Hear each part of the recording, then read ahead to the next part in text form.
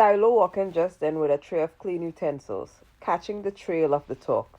Enough foolishness, he said briskly, patois sharpened to a blade. Eat plenty work today.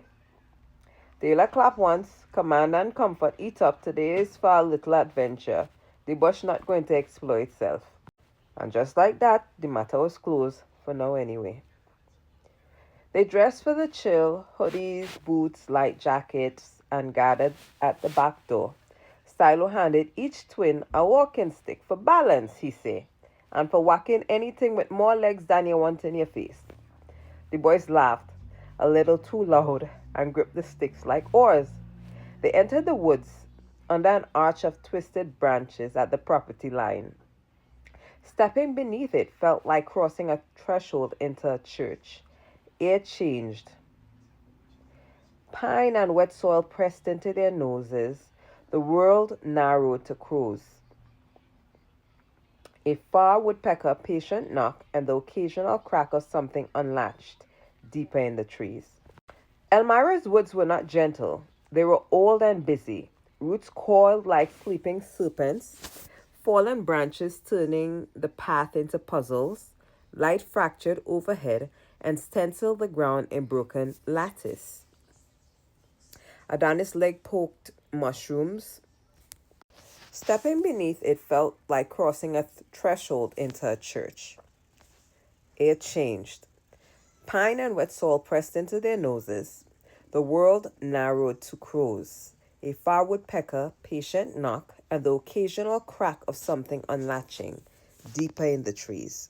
Elmira's woods were not gentle. They were old and busy, roots coiled like sleeping serpents, fallen branches turning the path into puzzles, light fractured overhead and stenciled the ground in broken lattice. Adonis led, poking mushrooms with his stick, prying vines to see what lived beneath. He noticed everything: the glossy skin of a beetle, the wedge print of a deer.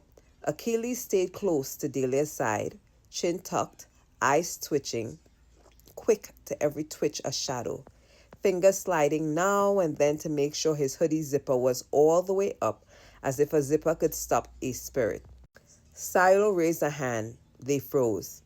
He tilted his head, nostrils flaring like a man who knows when the kitchen's gone too quiet.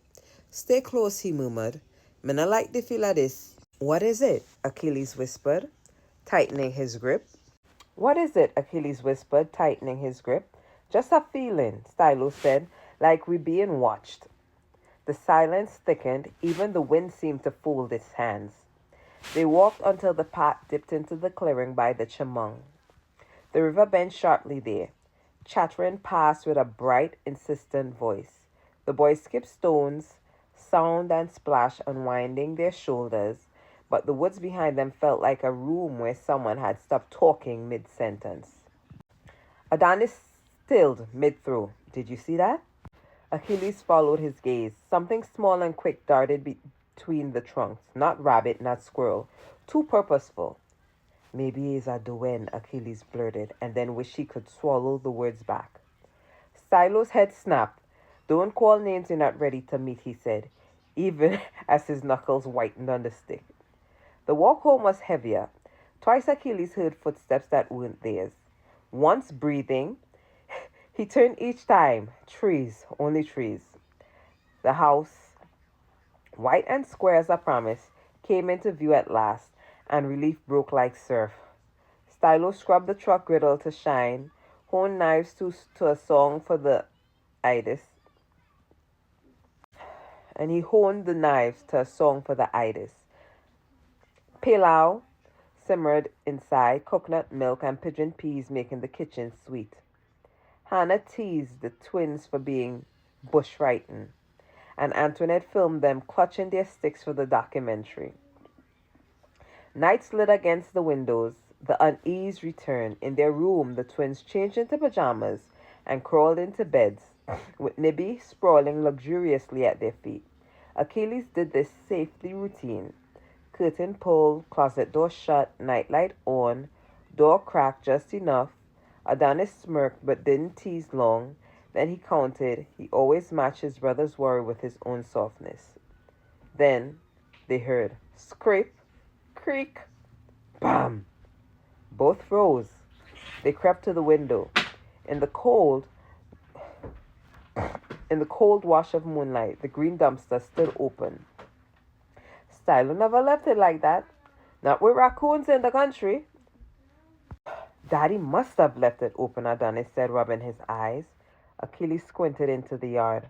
For a heartbeat, he saw low shapes, slipping away from the dumpster towards the trees. Long, low, together like letters rearranging themselves and running. His breath snagged. Did you? He began, and then stopped. Fear made nonsense of things. He shut the curtain. Never mind. Yeah, never mind. Back to bed, Adonis said, pulling the blanket up. No one slept easily. Sorry, this is me proofreading my book at the same time. Neither one could have slept easily. Later, cocoa steamed in Delia's mug as the boys joined the family gathered in the living room.